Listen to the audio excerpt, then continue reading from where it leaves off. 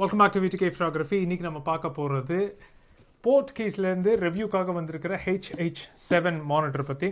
இந்த monitor use பண்ணுறதுக்கு எப்படி இருக்குது, ஒர்க் அவுட் ஆகுமா, கொடுக்குற காசுக்கு இது ஒர்த்தா அப்படிங்கிறத பார்ப்போம்.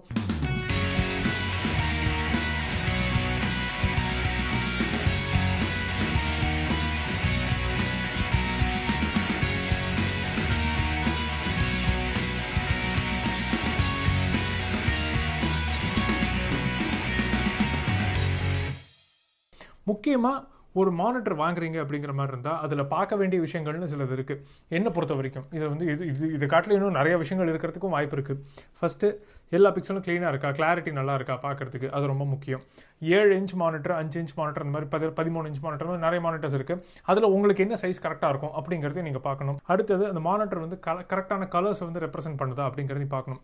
ஏன்னா தப்பான கலர்ஸ் மானிட்டரில் இருந்ததுனாக்கா நம்ம கேமராவில் ஒயிட் பேலன்ஸ் தப்பாக வைப்போம். இப்போ ரெக்கார்ட் பண்ணும்போது பார்த்தீங்கன்னா சுத்தமாக ஒயிட் பேலன்ஸ் தப்பாக இருக்கும். முக்கியமாக வீடியோலாம் எடுக்கும்போது ஒயிட் பேலன்ஸ் தப்பாச்சுனாக்கா அது சரி பண்ணுறது ரொம்ப கஷ்டம். கனெக்டிவிட்டி எப்படி இருக்குன்னு பார்க்கணும், யூஸபிலிட்டி எப்படி இருக்குன்னு பார்க்கணும், எல்லா பட்டன்ஸ் எல்லாம் கரெக்டாக இருக்கா, யூஸ் பண்ணுறதுக்கு நல்லா இருக்கா, முக்கியமாக வெயிட் எப்படி இருக்குது, இது வந்து நமக்கு தேராதா, இந்த மாதிரி விஷயங்கள் தான் நம்ம ரொம்ப முக்கியமாக பார்க்க வேண்டியது. ஸோ முதல்ல மானிட்டர் இந்த மாதிரி ஒரு கேஜில் ஃபிட் பண்ணிட்டீங்க அப்படின்னாக்கா உங்களுக்கு ரொம்ப ஈஸியாக இருக்கும். கேஜ் இல்லைனாலும் இது ஹாட் ஷோவில் கூட இந்த மாதிரி மாட்டலாம். இந்த மாதிரி ஒரு ஹோல்டரை வச்சு ஹாட் ஷோவில் கூட மாட்டலாம். ஆனால் என்னை பொறுத்த வரைக்கும் அது கேஜில் இருந்துட்டால் இன்னுமே கொஞ்சம் சேஃபாக இருக்கும். அதே மாதிரி ஹாட் ஷோலையும் ரொம்ப ப்ரெஷர் கொடுக்காது. ஸோ இதுக்காக கேஜ் இப்போதைக்கு வாங்கணும்னு அவசியம் இல்லை. ஏன்னா மானிட்டர் அவ்வளோ வெயிட்டும் கிடையாது. அதனால் நீங்கள் வந்து இந்த மாதிரி ஹாட் ஷோவில் கூட போட்டு வச்சுக்கலாம். நான் இப்போதைக்கு கேஜில் வச்சுருக்கேன். எனிவே இந்த வீடியோக்காக இப்போ கேஜ்லேருந்து அதை ஃபஸ்ட்டு கழட்டிடுறேன். இப்போ இந்த மானிட்டரில் என்னென்ன இருக்குது அப்படிங்கிறதையும் ஒரு தடவை பார்த்துருவோம்.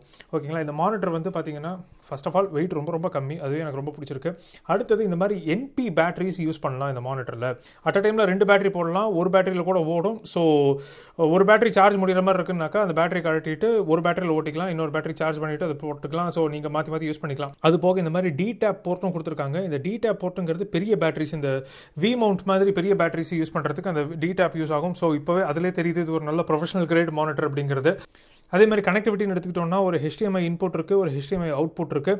ஏன்னா இது இன்னொரு மானிட்டர் கூட நீங்கள் கனெக்ட் பண்ணணும்னா அது கூட பண்ணிக்கலாம், பிரச்சனை இல்லை. அதே மாதிரி USB போர்ட்டும் இருக்குது. இது இன்புட்டாகவும் யூஸ் பண்ணிக்கலாம். இதுலேருந்து நீங்கள் பவர் எடுத்து உங்கள் கேமராவுக்கு பவர் கொடுத்துக்கலாம். ஸோ அப்படியும் யூஸ் பண்ணிக்கலாம் நீங்கள். ஸோ கேமராவை சார்ஜ் பண்ணிக்கிட்டே கூட இந்த மானிட்டர் யூஸ் பண்ணிக்கலாம் நீங்கள். நான் யூஸ் பண்ண வரைக்கும் எனக்கு ரொம்ப பிடிச்சது என்ன அப்படின்னாக்கா இந்த ஆன் ஆஃப் பட்டன் வந்து ஒரு ஸ்விட்ச் மாதிரி கொடுத்துருக்காங்க. ஸோ லாங் ப்ரெஸ் அந்த மாதிரிலாம் அதுவும் தேவையில்லை.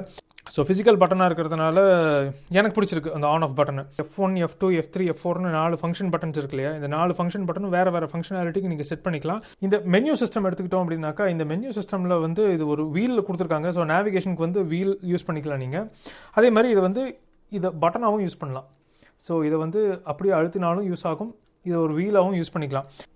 ஓகே, இப்போ இந்த மானிட்டரில் என்னென்ன இருக்குது அப்படிங்கிறத பார்த்துருவோம். நான் செட் பண்ணி வச்சுருக்கிறது எப்படின்னா, இப்போ F1 அழுத்தினேன் அப்படின்னா எனக்கு வந்து கைட்ஸ் வரும். ஓகேங்களா. 1.33:1, 1.5:1, 1.85:1 இதெல்லாம் வந்து ஆஸ்பெக்ட் ரேஷியோ கைட்லைன்ஸு. நான் பெரும்பாலும் யூஸ் பண்ணுறது பார்த்தீங்கன்னா 2.35:1 இதுதான் நான் யூஸ்வலாக யூஸ் பண்ணுவேன். ஸோ இதுக்குள்ளே நான் கம்போஸ் பண்ணிக்கிட்டேன் அப்படின்னாக்கா எனக்கு என்னுடைய ஃபுட்டேஜ் ஃபைனலாக பண்ணும்போது மேலேயும் கீழே அந்த பிளாக் பார்ஸ் ஆட் பண்ணாலோ இல்லை க்ராப் பண்ணாலோ எனக்கு கரெக்டாக வரும். அடுத்தது F2வில் என்ன இருக்குன்னு பார்த்தோம்னாக்கா ஃபோக்கஸ் ஸ்பீக்கிங் ஆன் ஆஃப்.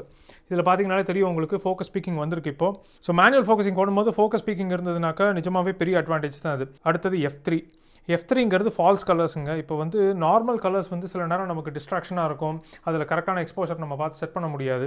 இந்த ஃபால்ஸ் கலர்ஸ் இருந்ததுனாக்கா அந்த டிஸ்ட்ராக்ஷன் போயிடும். கரெக்டாக எந்தெந்த இடம் எந்தெந்த எக்ஸ்போஷரில் இருக்குது அப்படிங்கிறது தெரிஞ்சுக்கலாம் நம்ம. இதில் பார்த்தீங்கன்னா 0ங்கிறது வந்து கிட்டத்தட்ட இருட்டுக்கு போயிடுச்சுன்னு அர்த்தம். எல்லோ கலர் இருந்ததுனாக்கா ஓவர் எக்ஸ்போஸ் ஆயிருக்குன்னு அர்த்தம். நான் எக்ஸ்போஷரை இப்போ கொஞ்சம் கொஞ்சமாக ஜாஸ்தி பண்ணுறேன். எப்படி என்ன ஆகுதுன்னு பார்ப்போம். பார்த்திங்களா, அப்படி மாறிக்கிட்டே வருது. ஸோ இப்போ எனக்கு தெரியும் நான் இப்போ வந்து மிடில் ரேஞ்சில் நான் அதை செட் பண்ணணும் அப்படிங்கிற மாதிரி இருந்தால் நான் அதுக்கு தகுந்த மாதிரி நான் என்னென்ன கலர்ஸ் இருக்கோ அந்த கலர் கோடிங் பார்த்துட்டு நான் கண்டுபிடிச்சிக்கலாம். நான் ஃபால்ஸ் கலர்ஸ் ஆஃப் பண்ணேன் அப்படின்னாக்கா எனக்கு எக்ஸ்போஷர் கரெக்டாக செட் ஆயிருக்குன்னு அர்த்தம். அடுத்தது ஹிஸ்டோகிராமில் பார்த்தீங்கன்னா இந்த சீனே வந்து லோக்கி ஷாட்டு. ஸோ முக்கால்வாசி பார்த்தீங்கன்னா எல்லாமே வந்து டுவர்ட்ஸ் லெஃப்ட்டில் தான் இருக்குது. அதாவது எல்லாமே டார்க் பிக்சல்ஸ் ஜாஸ்தி, பிளாக் பிக்சல்ஸ் ஜாஸ்தின்னு காட்டுது. கொஞ்சம் இந்த இடம் மட்டும் நமக்கு அந்த பம்ப் இருக்கு இல்லையா, அது வந்து மிடில் கிரேடில் கொஞ்சம் டேட்டா இருக்குது அப்படின்னு, கொஞ்சம் பிக்சல்ஸ் மிடில் கிரேடில் இருக்குன்னு அர்த்தம். அதாவது டைனோசர் வந்து மிடில் கிரேடில் இருக்குது, அவ்வளோதான். எதுவுமே ஓவர் எக்ஸ்போஸ் ஆகலை. அதே மாதிரி மெனு ப்ரெஸ் பண்ணிங்க அப்படின்னா உங்களுக்கு வேணுங்கிற ஆப்ஷன்ஸ் அதில் இருக்கும். ஸோ இன்புட் சோர்ஸ் என்னங்கிற செலக்ட் பண்ணிக்கலாம், கைட்ஸ் என்ன வேணுங்கிற செலக்ட் பண்ணிக்கலாம், வீடியோ கான்ஃபிக் இருக்குது, சிஸ்டம் கான்ஃபிக், லட் கான்ஃபிக், ஃபங்க்ஷன் செட்டப் இதெல்லாமே இருக்குது. அடுத்தது லட் கான்ஃபிக் பண்ணிக்கலாம் நீங்கள். ஸோ லட்டும் பார்த்தீங்கன்னாக்கா நீங்கள் வந்து உங்களுக்கு வேணுங்கிற மாதிரி லுக்கப் டேபிள்ஸ் அதில் போட்டு ஸ்டோர் பண்ணிக்கலாம். அதுக்கு வந்து இந்த இடத்துல இருக்கிற அந்த USB யூஎஸ்பி டிரைவ் இருக்கு இல்லையா, அதில் போட்டு நீங்கள் லட்ஸை டேரெக்டாக அதில் ஸ்டோர் பண்ணி வச்சுக்கலாம். நீங்கள் இப்போ வந்து ஒவ்வொரு லட்டை நம்ம மாற்றி பார்ப்போம் எப்படி இருக்குது அப்படின்னு சொல்லிட்டு. ஸோ இந்த லட்டில் வச்சோம் அப்படின்னாக்கா கலர்ஸ் மாதிரி இருக்கா. இப்போது வேறு ஒரு லட்டுக்கு போவோம், அதோட கலர்ஸ் மாதிரி இருக்கா. ஸோ லட்ஸ் வந்து நீங்கள் வேணுங்கிற மாதிரி நீங்கள் ஸ்டோர் பண்ணி வச்சுக்கலாம். அதே மாதிரி இதெல்லாம் சிஸ்டம் கான்ஃபிகரேஷன், உங்களுக்கு என்ன லாங்குவேஜ் வேணும் அதெல்லாம் நீங்கள் இதில் க்ளீனாக உங்களுக்கு வேணுங்கிற மாதிரி நீங்கள் கஸ்டமைஸ் பண்ணி செட் பண்ணி வச்சுக்கலாம். இதோட அது முடியலைங்க, இந்த மானிட்டரில் ஒயர்லெஸ்ஸாக கூட நீங்கள் யூஸ் பண்ணிக்கலாம். நீங்கள் உங்கள் கேமராவை ஒயர் கூட தான் வச்சு கனெக்ட் பண்ணணும்னு அவசியம் கிடையாது. இந்த இடத்துல பார்த்தீங்கன்னா இதுக்கு ஒரு அடாப்டர் இருக்குது. அந்த அடாப்டர் இப்போ என்கிட்ட கிடையாது, அதனால் ஒயர்லெஸ்ஸாக கூட நீங்கள் இந்த மானிட்டர் வச்சு யூஸ் பண்ணிக்கலாம் நீங்கள். பட் எனிவே பேட்டரி நிறைய குடிக்கும், கேமராலையும் பேட்டரி குடிக்கும், இதுலேயும் நிறைய பேட்டரி குடிக்கும். அது வந்து ஒரு டிஸ்அட்வான்டேஜ் தான் அது. பட் ஒயர்லெஸ் நீங்கள் யூஸ் பண்ணிக்கலாம் அப்படிங்கிறது உங்கள் சிச்சுவேஷன் என்னவோ அதுக்கு நீங்கள் உங்களுக்கு ஒர்க் அவுட் ஆகும்னா யூஸ் பண்ணிக்கலாம், வேண்டாம்னா விட்டுறலாம். அட்லீஸ்ட் அந்த மாதிரி ஒரு ஆப்ஷன் இருக்கு இல்லையா, அதுவே ஒரு நல்ல விஷயம் தான் அது. அதே மாதிரி இந்த மானிட்டர் நல்ல பிரைட்டான ஒரு மானிட்டர். நாங்கள் வெயில் இல்லாத நல்ல வெளிச்சமான ஒரு இடத்துல தான் வச்சு டெஸ்ட் பண்ணி பார்த்தோம். அது ரொம்ப நல்லா இருக்குது, பார்க்கறதுக்கு க்ளீனாக இருக்குது.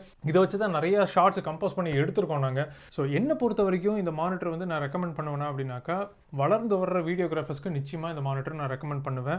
அந்த வளர்ந்து வர்ற வீடியோகிராஃபரில் நானும் இருக்கேங்கிறத மறந்துடாதீங்க. ஸோ நிச்சயமாக இது ஒரு நல்ல வேல்யூ ஆடாக இருக்கும்னு நினைக்கிறேன் உங்களுடைய ஒர்க் ஃப்ளோக்கு. ஏன்னா இது நல்ல பெரிய மானிட்டர், நீங்கள் மேனுவல் ஃபோக்கஸ் தான் யூஸ் பண்ணுவீங்கிற மாதிரி இருந்தால் கேமராவில் இருக்கிற இத்தனோடு மானிட்டர் வந்து வேலைக்கு ஆகாதுங்க. மிஞ்சி போனால் 3 இன்ச் இருக்கும் கேமராவில் இருக்கிற மானிட்டர். அது வந்து நல்ல ரெசல்யூஷனும் இருக்காது. இது வந்து பார்த்தீங்கன்னா இதோட ரெசல்யூஷனும் வந்து ஃபுல் ஹெச்டி டிஸ்பிளே, வந்து ஃபுல் ஹெச்டி டிஸ்பிளே. ஆனால் இன்புட் வந்து நீங்கள் 4K இன்புட் கூட கொடுக்கலாம். அதில் நீட்டாக க்ளீனாக காட்டும் அது. அதே மாதிரி பிக்சல் டு பிக்சல் நீங்கள் வந்து ஃபுல்லாக ஜூம் பண்ணி கூட பார்த்துக்கலாம் நீங்கள். ஸோ அந்த மாதிரி ஆப்ஷன்ஸ் எல்லாம் நிறைய இருக்குது. அதனாலேயே சொல்கிறேன், இந்த ஃபோக்கஸ் ஸ்பீக்கிங் இந்த மாதிரி விஷயங்கள்லாம் இருக்கிறதுனால இந்த மானிட்டர் எனக்கு நிஜமாக ரொம்ப யூஸ்ஃபுல்லாக தான் இருக்குது. ஸோ இந்த மானிட்டரோட விலை வந்து $300 வருது. இந்த $300 சில பேருக்கு கொஞ்சம் அதிகமாக இருக்கிற மாதிரி தெரியலாம். ஆனால் இது கம்மியாக மானிட்டர்ஸ் இருக்குது மார்க்கெட்டில், கண்டிப்பாக சொல்லுவேன் நான், அதெல்லாம் இல்லைன்னு சொல்ல மாட்டேன். ஆனால் இத்தனை ஃபீச்சர்ஸோடு அதில் இருக்காது. இன்னொரு முக்கியமான பிரச்சனை எனக்கு என்ன அப்படின்னாக்கா, இருந்திருந்தால் நல்லாயிருக்கும் அப்படின்னு தோன்றதுன்னா டிசி இன்புட் இருந்தால் நல்லா இருந்திருக்கும். டேரெக்டாக நம்ம செவுத்துலேருந்து கனெக்ட் பண்ணி ஒயரை கனெக்ட் பண்ணி இதில் மாற்ற மாதிரி இருந்திருந்தால் நிஜமாகவே ரொம்ப யூஸ்ஃபுல்லாக இருந்திருக்கும். ஆனால் இது ஒரு ஃபீல்டு மானிட்டர் அப்படிங்கிறதுல உறுதியாக தான் இருக்காங்க. அது இல்லை அப்படிங்கிறது என்னை பொறுத்த வரைக்கும் ஒரு மைனஸ் பாயிண்ட் தான். ஸோ ப்ளஸ் பாயிண்ட்ஸ் அதிகமாக இருக்குது, மைனஸ் பாயிண்ட்ஸ் கம்மியாக இருக்குது. ஸோ என்னை பொறுத்த வரைக்கும் அது ஒரு நல்ல வேல்யூ ஆட் தான். அது நான் கண்டிப்பாக ரெக்கமெண்ட் பண்ணுவேன். ஓகேங்களா, நீங்கள் கமெண்ட்ஸில் சொல்லுங்கள் உங்களுக்கு இது யூஸ் ஆகுமா ஆகாதா அப்படிங்கிறத. நான் உங்களை அடுத்த வீடியோவில் மீட் பண்ணுறது வரைக்கும் பாய்.